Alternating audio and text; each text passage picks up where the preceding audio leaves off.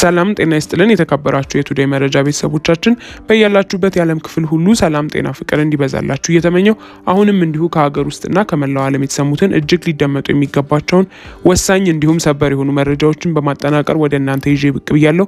እናንተም ክቡራን አድማጮች ለጥቂት ደቂቃ እስከ ፍጻሜው አብራችሁኝ በመቆየት እነዚህን ወሳኝ የሆኑ መረጃዎች እንድታደምጡኝ እየጋበዝኩኝ ቻናላችንን ሰብስክራይብ በማድረግ ቤተሰብ ይሁኑ እያልኩኝ ለሰዓቱ ወደ አጠናቀርኩላችሁ ዝርዝር መረጃ በቀጣይ ማቀና ይሆናል። እስከ ፍጻሜው አብራችሁኝ ቆዩ። ባለፈው ቅዳሜ ጥር 30 ቀን 2018 ዓ.ም በኢትዮጵያ መንግስት በውጭ ጉዳይ ሚኒስትር አማካኝነት ለኤርትራ ከላከው ደብዳቤ ጋር በተያያዘ ኤርትራ በሶስተኛው ቀን ይፋዊ ምላሽም ሰጥታለች። የኤርትራ መንግስት ምላሽ የሰጠባቸው ነጥቦች 3 አንኳር ነጥቦች ላይ ያተኮሩ ሆነውም ታይተዋል። በኢትዮጵያ መንግስት ላይ ለቀረቡት ክሶች ምላሽም ተሰጥቷል። የኢትዮጵያ መንግስት ለቀረበው የድርድር ጥያቄ እንደዚሁ ምላሽ የተሰጠበት ሁኔታም ታይቷል። ምላሹ በሀገሪቱ ማስታወቂያ ሚኒስቴር በኩል የተለቀቀ ሲሆን መስሪያ ቤቱን በሚኒስትርነት የሚመሩት የማነ ገብረ መስቀል እንደተለመደው በኤክስ ገጻቸውም አጋርተውታል። ምላሹ አጭርና 100 ቃላት የማይሞላ መሆኑም ታይቷል። እንደሚታወሰው የኢትዮጵያ የውጭ ጉዳይ ሚኒስትር ጌዲዮን ጢሞቴዎስ ለኤርትራ ውጭ ጉዳይ ሚኒስትር በላኩት በዚህ ደብዳቤ ላይ 3 መሰረታዊ ጭብጦች ይታያሉ። የመጀመሪያው ኤርትራ ተቆጣጥራቸዋለች ከተባሉት የኢትዮጵያ ግዛቶች ውስጥ ጦሯን እንድታስወጣ የሚጠይቅ ሲሆን ሌላኛው ደግሞ ኤርትራ በኢትዮጵያ ነፍጥ አንስተው ጫካ ለገቡ ኢትዮጵያ ታጣቂዎች የቁሳቁስ እገዛዎችን ከማድረግ እንድትቆጠብ ወይም እንድታቆም የሚጠይቅ ነው። የኢትዮጵያ መንግስት ደብዳቤ በሁለቱ ሀገራት መካከል ያለውንና ግማሽ ክፍለ ዘመን ያስቆጠረውን የግጭት አዙሪትም ለአንዴና ለመጨረሻ ጊዜ ለመስበርም ሲል ኤርትራ ጋር በቅን ልቦና የመደራደር ፍላጎት እንዳለውም የገለጸበት ሁኔታ በዚሁ ደብዳቤ ላይም ታይቷል። ደብዳቤው በማሳረጊያው የጋራ መከባበርና መተሳሰብ ግንኙነትን ለመፈተሽ ቆርጠን ተነስተናል በማለትም በኤርትራ በኩል ቀና ምላሽ እንደሚያገኝም ተስፋውን የገለጸበት ሁኔታም ታይቷል። ኤርትራ የሰጠችው ምላሽ አጠር ያለ ቢሆንም በኢትዮጵያ መንግስት በኩል የተዳሰሱትን ነጥቦች በተወሰነ ደረጃ በማንሳት ምላሽ የሰጠችበትን ሁኔታም ታይቷል። በኢትዮጵያ መንግስት የቀረቡባትን ክሶች በተመለከተ ኤርትራ በሰጠችው ምላሽ ሐሰትና የፈጠራ ነው በማለት ክሱን ውድቅ አድርጋለች። ከዚህ ውጪ በአጠቃላይ በኢትዮጵያ መንግስት የደብዳቤ ይዘትና ጭብጥ ላይ አስተያየቱን የሰጠው ይሄው የኤርትራ መንግስት ምላሽ ደብዳቤው በቶን ወይም በድምጸቱ በይዘቱ እንደዚሁም በውስጡ በያዛቸው ዓላማው ግርምትን የሚያጭር ነውም ብለውታል። ይኸው የኤርትራ መንግስት የምላሽ መግለጫ የደብዳቤ ይዘት በሚያሳዝን መልኩ ከ2 ዓመታት በላይ በኤርትራ ላይ የተከፈተውን ዘመቻ ጭምር አሁንም አካቶ እንዲይዝ የተደረገ ነው በማለትም በኢትዮጵያ የውጭ ጉዳይ ሚኒስቴር ጥር 30 ቀን 2018 ዓ.ም ደብዳቤ ላይ ጠበቅ ያለ ትችቱን ዘንዝሯል። ከዚህ ውጪ የኢትዮጵያ መንግስት ባቀረበው አነጋገርና እንደራደር ጥያቄ ከኤርትራ ማስታወቂያ ሚኒስቴር ድረገጽ በኩል የተለቀቀው የምላሽ መግለጫ የኤርትራ መንግስት በሰዓቱ ላይ ነዳጅ በሚጨምር መልኩ ነገሮችን በሚያባብስ ሁኔታ ትርጉም በሌለው እንቅስቃሴ ውስጥ የመሳተፍ ፍላጎትም ሆነ ተነሳሽነቱ የለውም ሲል ምላሹን የሰጠበትም ሁኔታ ታይቷል። የኤርትራ መንግስት ምላሽ ጠቅለል ተደርጎ ሲታይ በኢትዮጵያ መንግስት የቀረቡት ክሶች የሐሰት ናቸው። የኢትዮጵያ መንግስት አሁንም እያካሄደብኝ ባለው ክስና ወንጀላ ዘመቻው ቀጥሎበታል። በማናቸውም መልኩ ለመነጋገር ፍላጎት እንደሌለኝ ይታወቅልኝ የሚለው ነው ይታያል። ገዱ ባይናገሩ እኛለን ሲሉ ሚኒስትሩ ተናገሩ። ከፍተኛ ሚኒስትሩ የኢትዮ ኤርትራን በተመለከተ ያስተላለፉት መልእክት እያነጋገረ ነው። ሚኒስትሩ የቀድሞ የውጭ ጉዳይ ሚኒስትሩ ገዱ አንዳርጋቸው ላይም ትችት ዘንዝረዋል። የቀድሞ መከላከያ ሚኒስትርና አሁን ላይ የመስኖና ኦላማ አካባቢ ሚኒስትሩ አብርሃም በላይ እውነትና ንጋት እያደር ይጠራል በሚል ርዕስ ከዓመታት በፊት ያጋሩትን ልጥፍ በማያያዝ በሰደዱት መልእክታቸው ጥቅምት 24 2013 በህወሓት ቀስቃሽነት ለተጀመረው ጦርነት ህግ የማስከበር ዘመቻ የኤርትራ ጦር በወቅቱ ከተቆጣጠራቸው የትግራይ አካባቢዎች ለቆ እንዲወጣ ሰላማዊ ዲፕሎማሲያዊ ንግግሮች የተጀመሩት ገና ከጠዋቱ እንደነበርም የቅርብ ጊዜ ትውስታዬ ነው ሲሉ አመልክተዋል። አብርሃም ባለክሩ ባይናገሩም በእውነት ላይ ቢኮሩም ታሪክ የሚገልጸው ሀቅ ለመደበቅና ርካሽ የፖለቲከኛ ሸቀጥ ለመነገድ መሞከር አክሳሪ እንደሆነም የአደባባይ እውነት ነው ሲሉ ወቅሰዋል። የመስኖና ቆላማ አካባቢ ሚኒስትሩ አብርሃም በላይ ይህንን ክስ ያሰሙት በምክር ቤቱ ጠቅላይ ሚኒስትር አብይ የውጭ ጉዳይ ሚኒስትሩ ገዱ አንዳርጋቸው ለክራቸው ሲሉ እንዲናገሩ ጥሪ ያደረጉበትን ሁነት በማስታወስ ነው። ጠቅላይ ሚኒስትሩ የኢትዮጵያና የኤርትራን ጉዳይ አንስተው ለፓርላማ አባላት ባደረጉት ንግግር በሁለቱ ሀገራት መካከል ጸብ የተጀመረው በትግራይ ጦርነት ወቅት እንደሆነም ገልጸው ነበረ። በወቅቱ ከመንግስት ጎን ተሰልፈው የነበሩ የኤርትራ ወታደሮች አክሱም ከተማ ውስጥ ወጣቶችን በጅምላ መረሸናቸውን ተናግረዋል። ሽረ፣ አድዋና አዲግራት ከተሞች ውስጥ ፋብሪካዎች እንዲሁም ፎቆችን እንዳወደሙ በማንሳት ከሰዋል። እነዚህ ግፎች መፈጸማቸውን ተከትሎ በርካታ መልእክተኞች ወደ ኤርትራ መላካቸውን የገለጹት አብይ ከነዚህ ልኡካን አንዱ የቀድሞ ካቢኔ አባል ገዱ መሆናቸውን አንስተዋል። አብይ ክቡር አቶ ገዱ ያኔ የውጭ ጉዳይ ሚኒስትር ነበሩ። ከአንድም 2 ጊዜ ኤርትራ ልኬያቸዋለሁ። የላኳቸው የትግራይን ህዝቤን አታጎሳቅሉ፣ ሀብቱን አትዝረፉ፣ ጸቡ ከህወሓት እንጂ ከትግራይ ህዝብ አይደለም የሚል ነው ሲሉም ተደምጸዋል።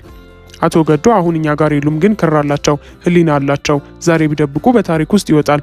ለምን ጉዳይ ሄደው እንደተነጋገሩ እሳቸውም ያውቃሉ፣ ሻዕቢያም ያውቃል፣ እኛም እናውቃለን ሲሉም የቀድሞ የውጭ ጉዳይ ሚኒስትር እማኝነታቸውን ሊሰጡ እንደሚችሉ መናገራቸውም አይዘነጋም።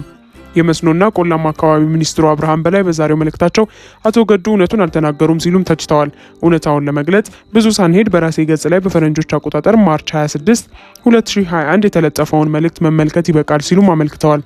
ሚኒስትሩ ያያያዙት ምስል ከ5 ዓመታት በፊት የተጋራና የኢትዮጵያ ልዑክ በአስመራ ውይይት ማድረጉን ጠቅሶ በዋነኝነት ኤርትራ ከያዘቻቸው ግዛቶች እንድትወጣ የሚጠይቅ መልእክት የተላለፈበት ነው። ልጥፉ ላይ ቀኑ ማርች 21 ጊዜው 2021 መሆኑም ተመልክቷል። አብርሃም በላይ አክለውም አሁን መንግስት ያቀረበው ሰላማዊ መፍትሄ አማራጭ አፋጣኝ ምላሽ ያስፈልገዋል ሲሉም አመልክተዋል። የትግራይን ህዝብ ከኤርትራ ወንድሞቹ ጋር ለዓመታት ግጭት ውስጥ ያቆየው ጦርነት አሁንም በተቀመጠው የሰላም ስምምነት መንገድ እንዲጠናከር የኤርትራ መንግስትና የኢትዮጵያ ሉዓላዊነትና ግዛታዊ አንድነት በማክበር ለዘላቂ የጋራ ሰላምና የጋራ ተጠቃሚነት በአሰብ በኩል ኢትዮጵያ የባህር በር የምታገኝበትን መንገድ ምክክርና ውይይት ይበጃል ይላሉ ሲሉ ሚኒስትሩ አጽንኦት ሰጥተዋል። ህወሓት አስጠነቀቀ። ህወሓት በዛሬው ዕለት ጥብቅ ማስጠንቀቂያ ሰጥቷል። ህወሓት ፌዴራል መንግስቱ ላይ ከባድ ክስ ባሰማበት መግለጫው የሌላ ዙር ጦርነት ስጋት ተፈጥሯል ብለዋል።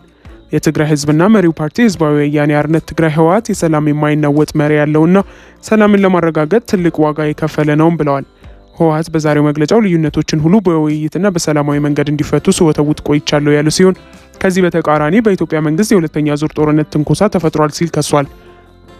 ከዓመታት በፊት በትግራይ ህዝብ ላይ ዛር ማጥፋት ሲታወጅ ኃይል መፍትሄ ሊሆን እንደማይችልና ሁሉም ልዩነቶች በሰላማዊ ፖለቲካ ውይይት እንዲፈቱ በማመን ያላሳለሰ ጥረት ሳደርግ ቆይቻለሁ ያለው ህወሓት ከፕሪቶሪያው ስምምነት በኋላም የፕሪቶሪያ ስምምነት ተግባራዊ እንዲሆን የአፍሪካ ህብረት ፓናል እንዲጠራና የስምምነቱን ወቅታዊ ሁኔታና ሂደት እንዲገመግም ሳደርግ ቆይቻለሁም ብለዋል። በሌላ በኩል 40 በመቶ የሚሆነው የትግራይ ሉዓላዊ ግዛት በወረራ ያስያዘውና ህዝቡን በስደተኛ ካምፖች ለሞት እየዳረገ ያለው ኢትዮጵያ መንግስት ስምምነቱን በመጣስ በትግራይ ላይ የፈጸመውን የዘር ማጥፋት ዘመቻ ቀጥሎበታል ሲል ጠንካራ ክስም አቅርቧል። በዚሁ ተግባሩ ቀጥሎም ባለፈው ሳምንት ሰራዊታችንና ሲቪሉ ላይ ጥቃት በመሰንዘር በአየር በምድር ደብድቦናል ሲሉም ወንጅለዋል።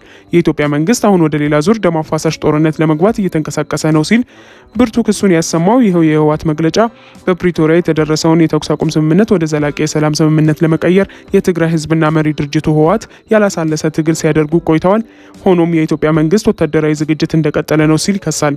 በፕሪቶሪያው ስምምነት መሰረት ወደ ድርድር ለመግባት እንጂ ሌላ ደም አፋሳሽ ጦርነት ውስጥ የመግባት ፍላጎት የለንም ሲል ህወሓት ገልጸዋል። ህወሓት በመግለጫው ማጠናቀቂያ በአሁኑ ወቅት በተባበሩት መንግስታት ድርጅት የአፍሪካ ህብረትና አሜሪካ በወቅታዊ ሁኔታ ላይ የሰጡ ማስጠንቀቂያ ጥሩ ጅምር ነው በማለትም ዓለም አቀፉ ማህበረሰብ በኢትዮጵያ መንግስት እየሄደበት ያለው የሌላ ደም አፋሳሽ ጦርነት እንቅስቃሴ እንዲቆምም ተጨባጭ እርምጃ ሊወስዱ ይገባል ሲልም አመልክቷል። በሌላ በኩል ብሔራዊ ምርጫ ቦርድ የፖለቲካ ድርጅትነት ህጋዊ ሰውነቱን የሰረዘበት ህወሓት ከኤርትራ ጋር ጥምረት ፈጥሮ ለውጊያ እየተዘጋጀ ነው በሚል በፌዴራል መንግስቱ ሲከሰስም ቆይቷል። የኢትዮጵያ የውጭ ጉዳይ ሚኒስቴር ለመንግስታቱ ድርጅት በጻፈው ደብዳቤ ኤርትራ መንግስትና ህዝባዊ ወያኔ ሓርነት ትግራይ ህወሓት ጽምዶ በሚል ጥምረት ኢትዮጵያ ላይ ጦርነት ለመክፈት እየሰሩ ነው ብሎ መክሰሱም ይታወሳል። የውጭ ጉዳይ ሚኒስቴር መስከረም 22 ቀን 2018 ዓ.ም በጻፈው ደብዳቤ ኤርትራና ህወሓት በቅርቡ የፋኖ ታጣቂዎች የሰሜን ወሎ ዋና ከተማ የሆነችውን ወልዲያን ለመቆጣጠር ባደረጉት ሙከራ ውስጥ ተሳትፈዋል ሲልም ወንጅለዋቸዋል።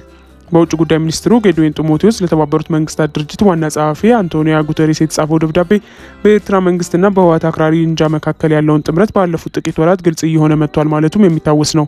ባለፈው ዓመት ሰኔ ወር ላይ ኢትዮጵያ ለአሜሪካ ውጭ ጉዳይ ሚኒስትር ኤርትራ ከህወሓት አንጃና ሌሎች ታጣቂ አካላት ጋር በክረምት ወራት ጥቃት ለመሰንዘር እየተባበሩና ቅንጅት እየፈጠሩ ነው ብላ መክሰሷም ተዘግቦም ነበር።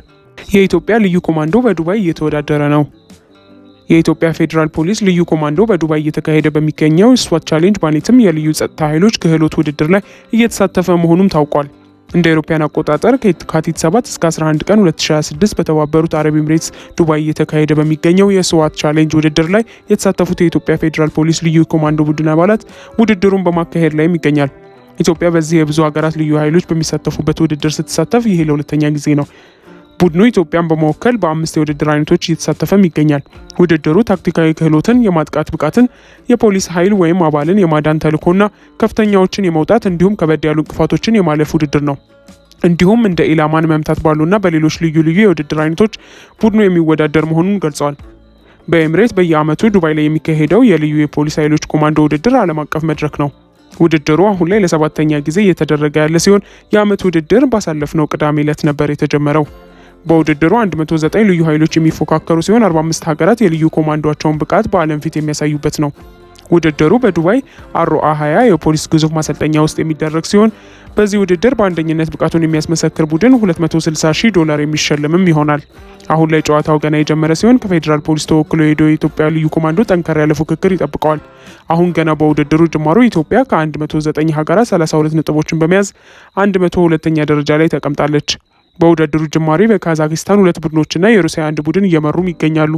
ውድድሩ ለ5 ቀናት የሚደረግ ሲሆን በሳምንቱ ሮብ ዕለት ይጠናቀቃል። ባለፈው ዓመት ለመጀመሪያ ጊዜ በውድድሩ የተገኘው የኢትዮጵያ ልዩ ኮማንዶ ቡድን በመሰናክል ጨዋታዎች ከፍተኛ ነጥብ በማስመዝገብ አግራሞት ፈጥሮ ነበር። ክስተቱ የልዩ ኃይሎች የኦሎምፒክ በሚል ቅጽል ስም የተሰጠው ነው። ለሽልማት ከሚደረገው ፍልሚያ ባለፈ አዳዲስ ቴክኒኮችና ስልቶችን ልምድ የሚቀሰምበትም ነው። ውድ ቤተሰቦቻችን ለዛሬ ያዝንላችሁን እዚህ ላይ ቋጨን። ላይክ፣ ሼር፣ ሰብስክራይብ፣ ኮሜንት በማድረግ ለቻናላችን ድጋፋችሁን መስጠት እንዳትዘነጉ። ከሌሎች መረጃዎች ጋር በድጋሚ የምንመለስ ይሆናል።